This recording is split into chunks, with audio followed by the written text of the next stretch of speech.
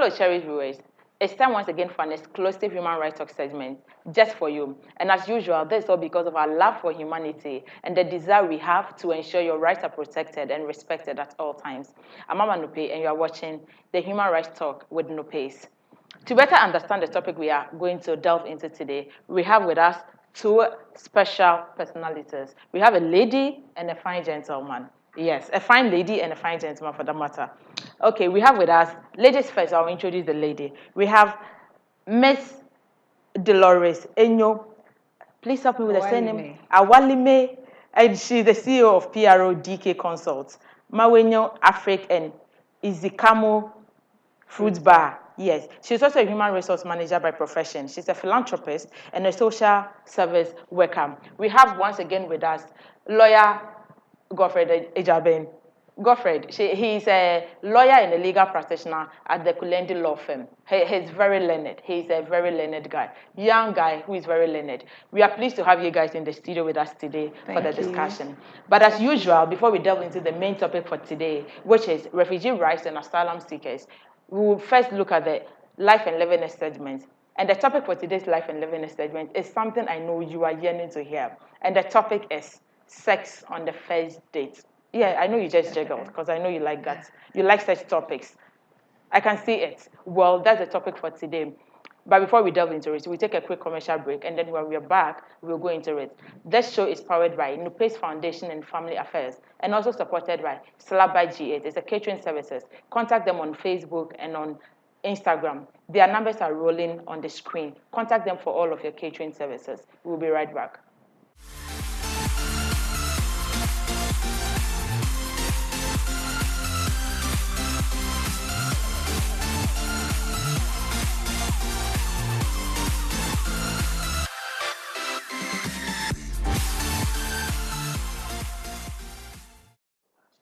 Welcome back, lovely viewers. As I said, I know you are enjoying the topic and you're already anticipating when we were on the break. Anyways, we are back just for you. The topic is sex on the first date. How many of you have actually had sex on your first date? And did the relationship end well? Did it continue? Were you disappointed in the sex? Did you feel you should have waited? Was the disappointment as a result of anxiety? And, it could be any of those. What is it? You can send in a message and then we see what our guests would also say to that. Ladies first, so let me start with Dolores. Tell us. What do you think about sex on the first date? Well, for me, I think it depends on the individual. Okay. Some individuals or some people think it's a way of showing how much they love the person. On the first date? On the first date. Wow. Some also think I need to take time to know the person. But coming from the African setup, where we are coming from, we kind of frowned on it, sex on the first date. But it does happen. Those are reality things. Yes. People see people, and within a second, that thing rolls, that love thing. You see it in the burning. They couldn't wait. They want to grip on the person. But the issue is, how far would this love go? Yeah. Being on the first day, you just see somebody and they are hell over the person. So for me, I think it's time we have to take our time sometimes. It's true, when you meet the person, you don't want the person to leave you. You know how that thing from the beginning... Is there a desire of wanting to do something or whatever the person wants so that you don't lose them? For ladies, at the ladies' side, that's some of it. But for the guys, it could just be because if I don't get it now, I may never get it again. Yeah, for the guys, sometimes it's like that. Sometimes they also think, look, maybe they've even discussed you with their friends. I must get this girl tonight. You understand? So he's coming in full force just to get the girl. But the girl in return, we have the soft spot. Yeah, in return, it goes like she wants more after. But it doesn't end. So it's 50-50. That's how I see it. But for me, I think it's time we ladies, we take it easy. Some of these things. Looking at where we are coming from. Out there, it's normal. Yeah, they don't mind. The ladies will even call the guy, hey, I need it today. Come over. Yeah. But this setting we are, which is an African setting, we need to be careful how we do some of these things. Could it be because we are adapting everything foreign? Yes, and blindly. Blindly, yes. We are adapting it blindly. Yeah. There are positive sides to things, but unfortunately for us, we're kind of jumping into everything that comes into the system. And this is something we shouldn't jump into. Let's come to Japan and listen to what Japan has to say to that. Sex on the first date. Well, for me, I am totally indifferent. I don't think it matters whether on the first, That's second, coming or from a third guy's date. perspective. Because people marry and after years they divorce. Yeah. So if you think that not giving the person sex is what is going to give you a long-term relationship, because if a man is determined or if a lady is determined, they can give you everything you want. Even if you want them to wait, they will wait, get what they want, and leave. So not having sex on the first date is not actually a measure of whether or not the person will leave you.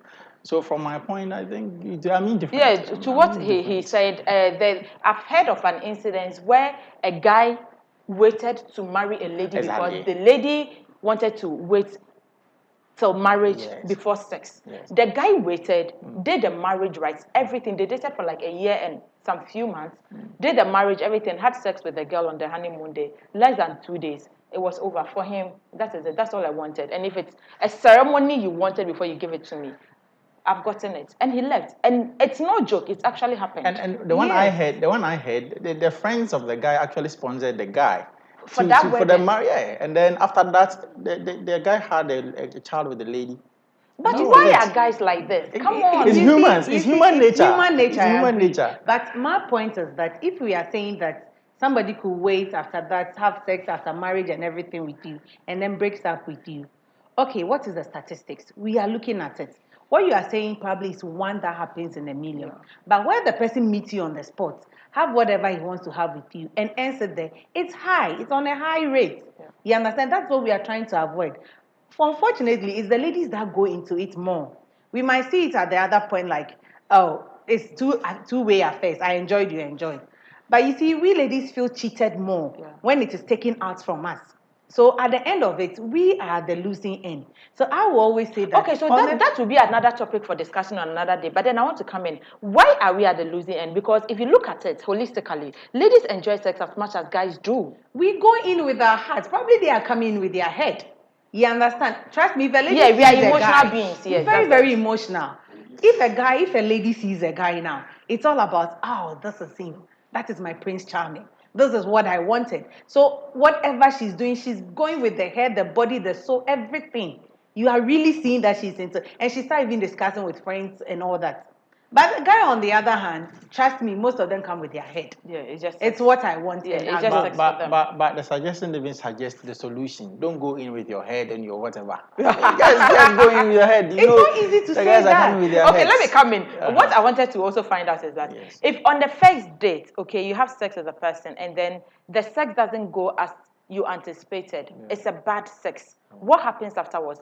Do you think it's as a result of anxiety or overexcitement, or the person is just not good? Is first date sex good to determine if the person is sexually good or not?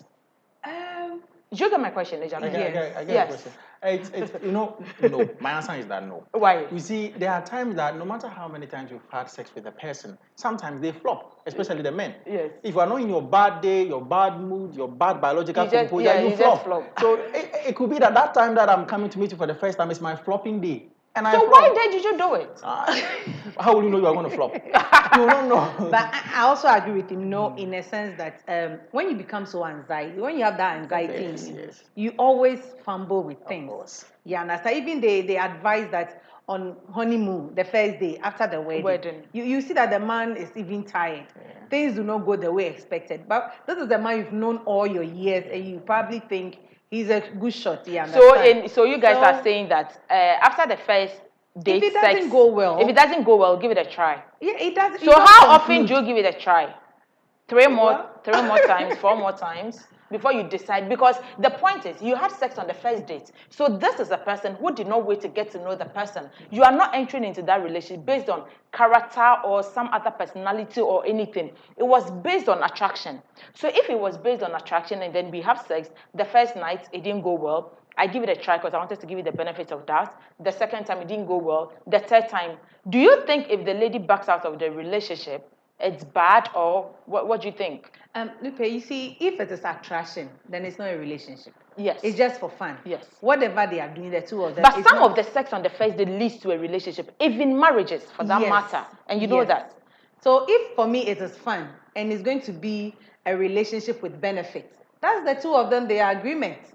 You understand? The benefit is as and when I need it, I call on you. But if there is a purpose for that relationship, and you tried it once, and for the first time it didn't work, for me, I think You you should give it a guys, try. yeah, you guys should take it easy, get to know each other, understand each other, and move on. But if it is for benefit purpose, that's between the man and the woman. Yeah, so what do you have to say to that? Maybe I think it is true. I think it is true. Yeah. But then if you also realize that the first one is not good, the second one is not good, it's not as if there is any improvement. The same signature. You have to advise yourself.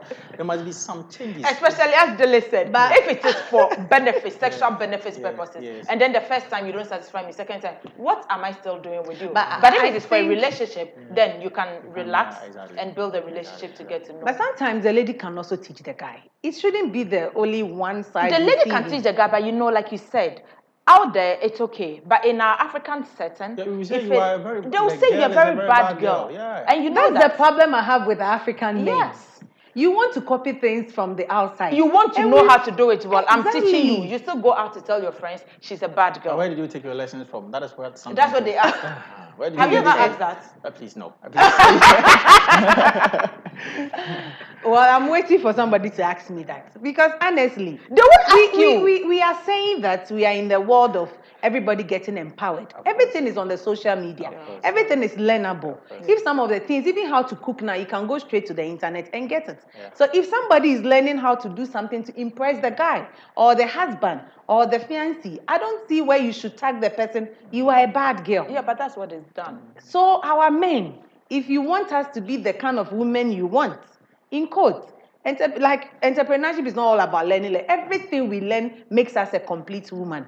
So I think they need to accept all those things so that you don't tag the woman. Otherwise, you become like just sleeping on bed and you doing everything.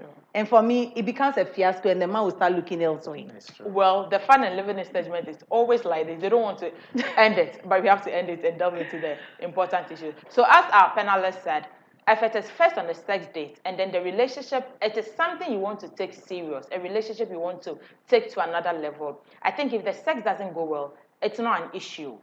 Get to know the person from different sides and from different angles. Know the person for who they are and then build it from there. Maybe the sex could get better. But if it is just for sexual benefits, first round doesn't go, second time doesn't go, third time, I don't see what business you still have doing with the person. If it doesn't go as you want it, walk.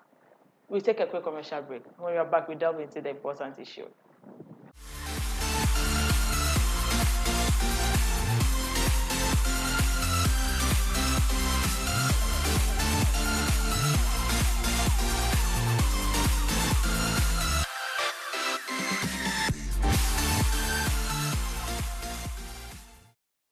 Welcome back, lovely viewers. We are now on the main segment for the day, which is refugee rights and asylum seekers, the rights of refugees and asylum seekers. We all know that most often than not, we see a lot of foreigners on our streets who do not have a place to live. Something brought them to our countries. It could be that they came to seek for greener pastures. It could be as a result of a war. It could be as a result of anything that has led them to your country. They are misplaced. There's nothing. There's no home, nothing. They're starting life all over. Do they have rights as persons? Do they have rights as refugees coming to seek refuge in your country? What responsibility do you have towards them? And what are some of their rights? And are their rights actually met? We are going to discuss that. I'll start with Ejabin. Ejabin, can you tell us, could you tell us who a refugee is? A refugee is simply someone who has been forced to move out of his own country by reason of fear. And why is he afraid? It could be because he has an opinion that is unwelcome in his own country. It could be a religious opinion. It could be a political opinion, whatever the case may be. But if there is a justification to the fear, and the fear is a valid fear, for which reason he cannot live in his own country and move into another country, he becomes a refugee in that new country. That is basically who a refugee is. Okay, Dolores, what's the difference between a refugee and then an asylum seeker? Yes, like my colleague said, a refugee moved to a country because of fear. Okay. An asylum seeker came there on his or her own. and then she's trying to seek help or protection from the government. Do you have the same definition to it? No, A difference between asylum seeker and then... There are stages actually. Okay. You see, Yes. for a refugee, for example, if right now there's war in Ivory Coast and they are rushing in, automatically when they come in, it is known. So they become refugees. But sometimes the person comes into Ghana and tells you that because of A, B, C, and D, I cannot stay in my own country.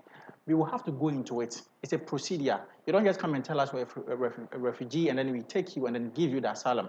So at the stage where we are verifying whether indeed your reason for departing from your country is valid, you become an asylum seeker. Yes. Okay. So it is the first stage of someone who willfully enters another country under the auspices of getting the refugee status. Wow. So after you qualify, then you become a refugee. Yeah. So it is the stage. But you see, it's not all asylum seekers who are refugees. Yes. But all refugees are asylum seekers. Exactly. Okay, that's a Yes. good one. That's a good one. So under what circumstances can a person claim the status of a refugee? Like he said, fear of somebody imposing fear in you in your country, or religious background that somebody do not agree to what you are saying, or there is a war zone or something like that.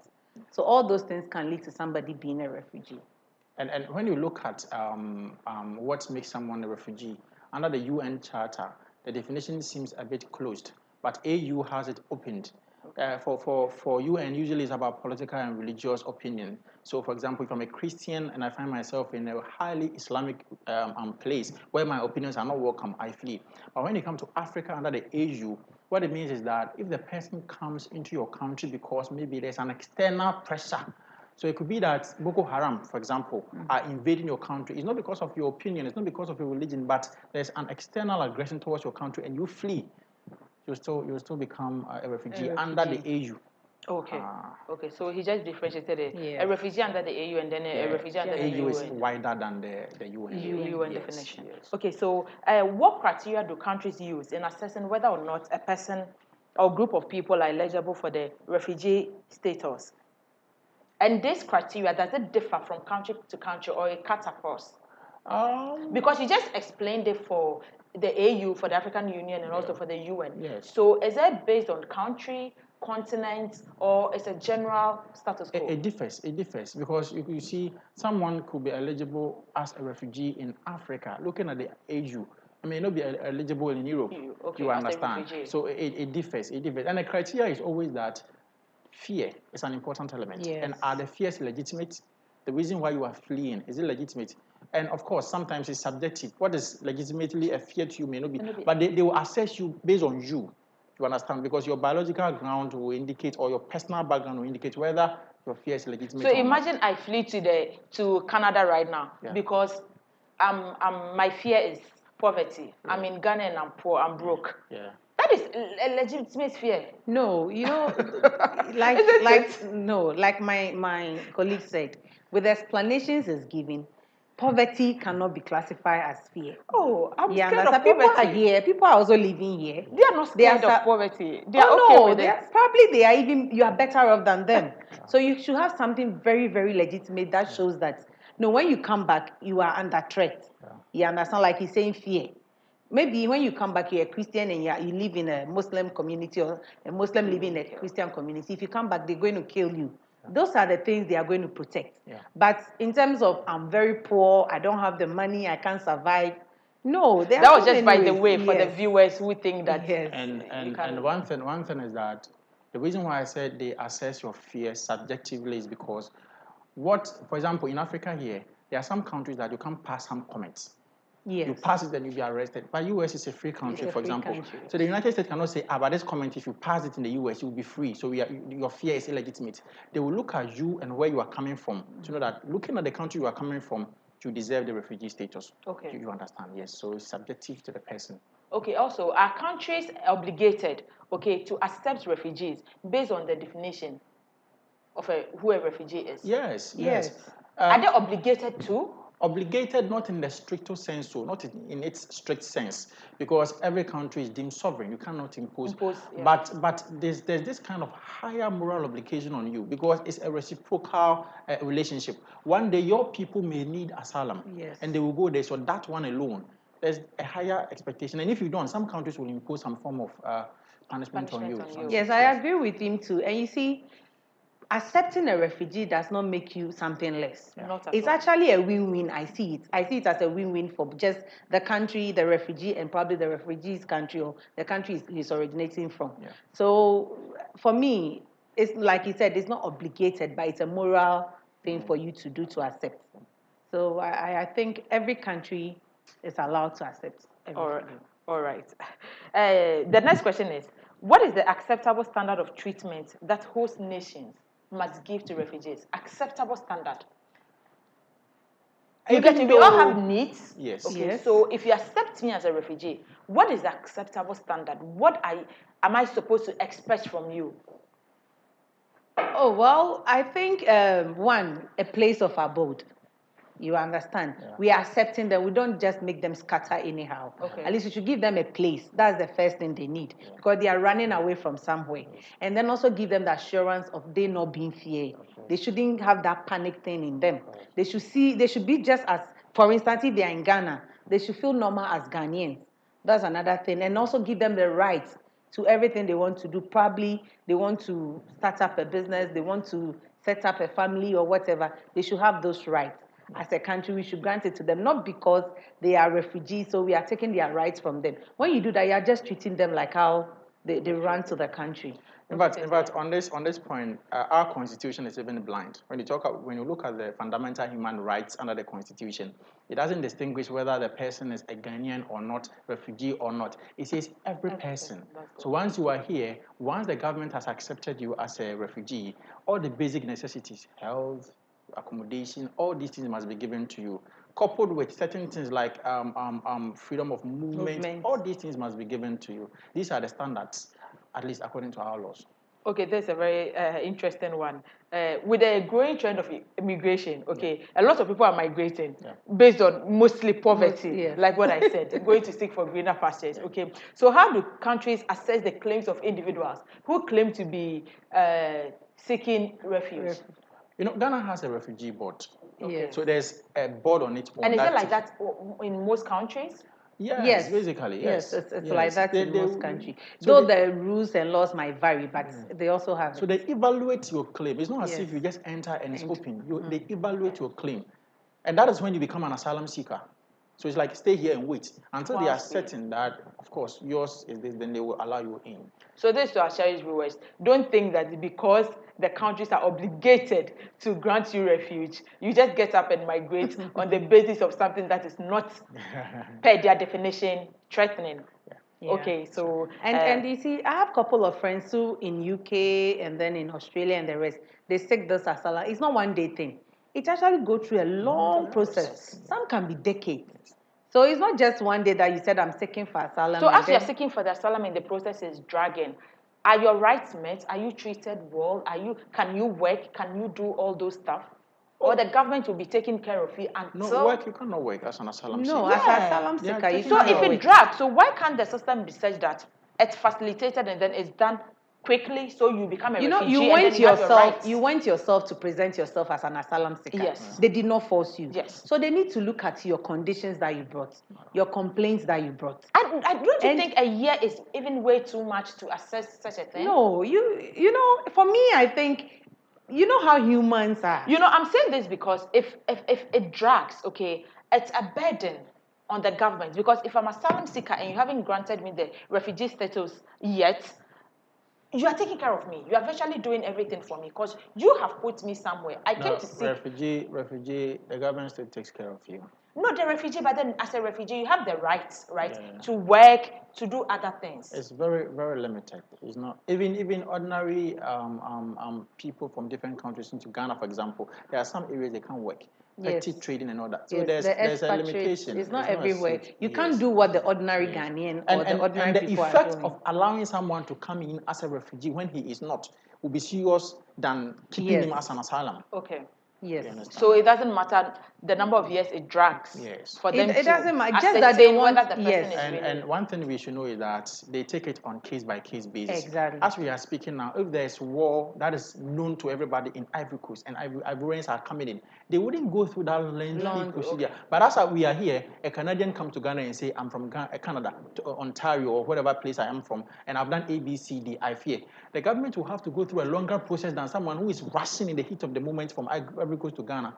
So some of these things influence the decision. Well, the discussion is still ongoing, but we take a quick commercial break. And when we are back, we will continue. This show is powered by Nupe's Foundation and Family Affairs and also supported by Syllabite GH. It's a catering services. You can contact them on Facebook and on Instagram. They do everything for you. You would love their services. It's a great catering company. We'll be right back.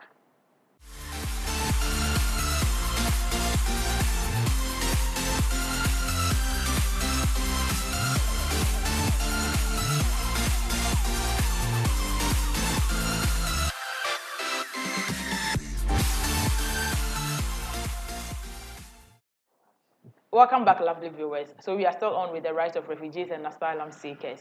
As we were saying, if they come, most of the time they have to go through some process. If you are seeking asylum, if you come as an individual, you need to go through a certain process for it to be ascertained that truly you are seeking asylum and then your refugee status will be given to you. But if you come in a rush, for instance, something that is of public knowledge, we all know that there's something happening in Ivory Coast or Nigeria, and then you rush here, of course. I don't think the system would allow it to go through that lengthy process. They'll quickly grant you your refugee status so you can live your life and enjoy. The next question I would want to ask is, there have been some claims by Somalia refugees in Kenya that they are being treated poorly by Kenyan authorities.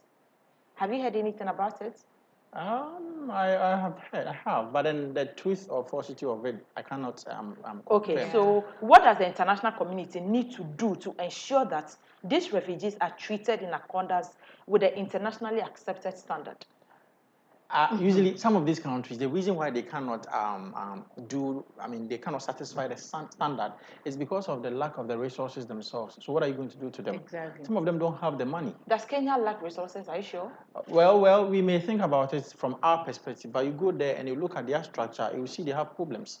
You understand? So, if the international community thinks it is not getting the standard and we can assist, why not assist? You understand? Okay, so if that happens, it means before the international community can interfere and push that they really do what they're supposed to do, they should first go into it to find out if it's because they lack resources. Exactly. And if it's true, and if they lack resources as international community, they should come together to fund for that so they can take care of them. Yeah, they need to support them. Yeah, and then if it turns out that you have the resources but you are not doing it, it's a serious dent on your image. Exactly. And some of these things you don't take them into consideration. But the reason why some countries are struggling internationally are because of these little things that they pay no or little attention to. Yeah. All right. So, what are some of the rights available to refugees that must be adhered to by most of these host countries? The rights that must be adhered. Of course, we know they are entitled to so many rights, but which ones are most important that the host nation must ensure? Rights of movement. Okay. Yeah. Yes. And for a right like rights of dignity, yes. You cannot say because the person is a refugee, so you dehumanize the person. You can't do that. You understand? So as you said, movement. Right to unite with their family. Exactly. If they want to. Exactly. They have the right to do that. So if I seek refuge in a country, my host nation, and then my family is still in the country that was threatening me, I can ask for my family to be relocated to join me. Yes, and then it must be granted. Yes, you have the right. Yes. You can. Yes. Yes. Because you see, you are giving the person refuge. Refugee is from the word refuge, peace of mind, some alternative home. And if the person has his family outside whilst he himself is here, you are giving him physical refuge, but psychologically and mentally, the person is still in the situation. So if he needs the family to join, you have to allow that. Yes. Okay, so and then I also, per my little research, it's like they are entitled to a right of return if they want to return. Yes, The they government are. has to But release. that's one, if there is still war, they don't, because the reason why you run to that country is to have. So your host nation must ensure that everything is safe in your country. Just like I think the Liberians here, when they got their issues settled, they have the right to go back. Those who are going have gone. Those who are still around are around. Yes. Okay, and also they have the right to a right of non-refoulement, not to be Yes. taken to Of course, of course. persecution Yeah. and all Once of the that. person gets the status, you cannot take him back You can't. against his will. No, you can't. And you've already talked about the right to unite with their families. Exactly. Yes. And then they have the right to travel. Yes, they have the right to travel. Yeah. You see, if you're a refugee, doesn't mean you shouldn't enjoy things like he said. Our constitution is even blind Yeah. on who a refugee is. Yeah. So For Ghana, that's Ghana. Yes, Our that's constitution Ghana. is blind Yes. on it, but other countries it's not. Yes, I'm talking about Ghana because we are No, in but we Ghana. are not just dealing with Okay. Ghana. We are All dealing right, with yeah, but they have the right to travel, Yeah. just like any other person. Yeah, but once they get to the refugee status, the right to travel, the documentation and all that goes even faster than other people. Yes. Once they are refugees, you should just give it to them. They don't have to go through that. In fact, they Give it enjoy. to them, everything. They Yeah. enjoy more They than the enjoy actual more citizens. than That is why right. you don't just get a refugee status merely Just by like that, entering into yes. the country. Yes. I think I must try and go and seek a refuge in one Really? of these countries that I love. One of my dream countries. So you're going to be what, out of poverty or I don't what? know. I don't know what I'll say. Maybe I'll use poverty and see if it works. Are refugees allowed to have any form of economic activities in their host nation? Limited. It's Very limited. It's limited. Yeah, limited. Very limited. How Yes. limited? Um, Expand on that more so that with the last question, the question you asked, Yeah. with that one, you see, if a refugee is in Ghana or any other country, if I can't do some minor jobs that the citizens are doing, like trading, petty trading. like what do you call it? It's the bend down boutique. Those But kind of you know, petty, you petty can't ones. petty, refugees petty can't trade. do that. Even No. foreigners cannot do Foreigners, that. you don't In have the Ghana, right to do foreigners that. cannot- yeah. This is for the indigenous Yes, people, so you yeah. can't do it. Yes. You have to leave it for them. So we are looking at a refugee coming to invest. You know those big Okay, things. so if I'm a refugee and then again, I'll use poverty. If I'm poor in my country, but then it was based on religious or something that made me seek asylum in your country, okay, I don't have the qualifications to do the kind of job you're talking about. So am I then limited from working? You see, once you are a refugee, for example, and you are in the refugee camps, Ghana has like 5 refugee camps or so. Yeah. Once you are there, you are being taken care of. So you are don't being need to work. You know, but it will not reach the standard you Standard want. you want for You yourself. understand? You don't eat what you want. Yes. But if you really want to eat what you want, you can put yourself in the system. Once the law allows you, you can You know, work. you can go to school. Yes. You can upgrade yourself. Yes. And become what you want to become. But to do the minor jobs that the citizens are doing, it is not allowed. You understand? Because that one then means you are going overboard the laws of the country. Then that one, the law will also catch up on you. So what you have to do is that you take the opportunity to upgrade yourself.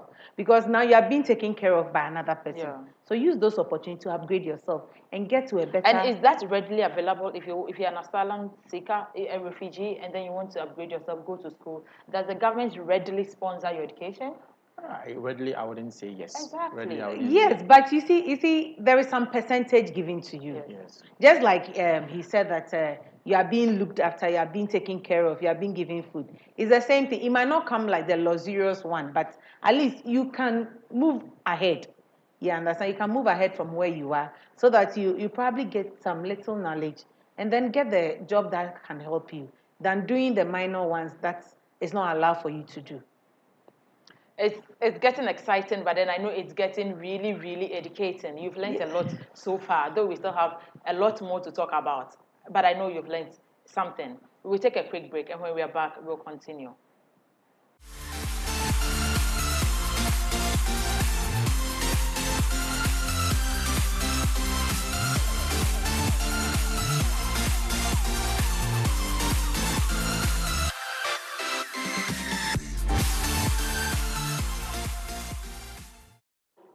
Welcome back, lovely viewers. Thank you for staying with us. Yes, I want to find out the UN and then all these international bodies. Is this something they are doing? Do they have any measuring tool to ensure that host nations are actually taking care of refugees as they should? Yes. Actually, there are sections and articles in the UN Charter that allows the personnel to always be available to evaluate these refugee applications and all that. You know, sometimes when someone applies to be given a refugee status, some of the states refuses them. And the UN have personnel who monitor and also aid in an appeal. You have the right to appeal to it, and sometimes they come in greatly to assist. And then as well as some of them also goes to these camps to make sure that the lively condition of these people are in order. If they are not, they also make sure they inform the government about it, provide advices and all that. So the UN actually monitors, they do. Okay, Dolores, what advice would you give to the government and then other host nations when it comes to refugee status and asylum seekers? You know, for our country and most places, we have the laws already. We have all the things that the lawyers will say they've enacted and all those things already. It's the enforcement that we need. You understand? The laws are there. The things to work with it are there. We should enforce that those asylum seekers or the refugees get their rights or what they have to be given, they give them. So we will plead with the lawmakers again that they make sure those things are enforced so that Ghana will also be in the picture, the eye of the world that we are doing There's well. something that I wanted to talk about, but then since we're out of time, you talk about it briefly. 30 seconds each, you just hint on it. You see, in Ghana, we say that Ghana is welcoming them, but we see a lot of refugees, foreigners on our streets, choking the streets of this country. What is causing that? Is that the government is not providing asylum for them? What is happening? The question is, are they refugees in the first place? Yes. Do we have that system that control those who are coming in? Even if we do, are they effective? So before we can even confirm as a fact, because some of the people that we see on the streets of Ghana, they've been there for a long time. So where is the war? Which country are they coming from, and what is the problem that has existed for all these while? They've even given birth and expanded, and they are grandchildren just there. and grandparents are Yes, around. they're all on the street. Yes. I even asked myself, how do they make the babies? So this is the fault of the government again, again. Yes. But sometimes it's not their fault. It's because once the people are here, because of on humanitarian grounds, you sack them, you don't even know where they are going to. But honestly, Ghanaians, we have this, how do you call it, welcoming heart. Attitude, hospitality. Hospitality is great here. But you see, it's also not speaking well somehow. Because you see them on the street, Exactly. and it's bad. Yeah. We need to step our foot down. It's raining and then they're on the street. Yes. What happens to them? Yes. You see the scorching sun and then you see them on the street. They are not selling. They are not doing. They are just lying on the street. I mean, some of them have even turned it doesn't into speak a well of us. It doesn't matter. business. Yes, They it are doesn't begging. matter how humanitarian or how hospitable we are as a nation. If anybody comes to see this on our street, it doesn't speak well of us. Well, it's true, but what will we do? Because we try in our small way to support them. You see some people feeding them on the street, some people clothing them on the street. Whatever you give them, they still come back to the street. Yeah. That's the funny part. Whatever you give them, they come back to the street. You are hospitable, but we are trying to avoid them from the street. So what do? The law must be enforced so that all of them should go out of the street. If they have a camp for them, we put all of them there. Anybody who wants to do something for them, we all go there and do it there. They feel homey, they feel they are part of us and everything. But coming back to the streets is not something that we really want. This topic is actually getting interesting and more educating, but then we are running out of time, so we have to end it here. Thank you guys for coming on the show, and thank you for telling us what you've told us today.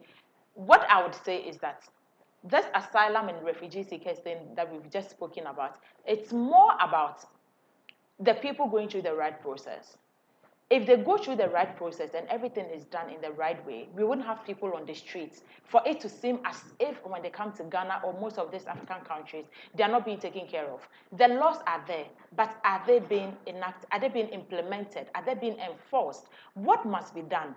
Again, we cannot do it all. We need the government and all stakeholders to come together and ensure that these rights, are not just laws, because they become dormant if they are not being implemented. Exactly. Let's come together and ensure that these are done well. And then as host nations, we can really provide for these asylum seekers and these refugees what is truly due them. Well, we've come to the end of another show.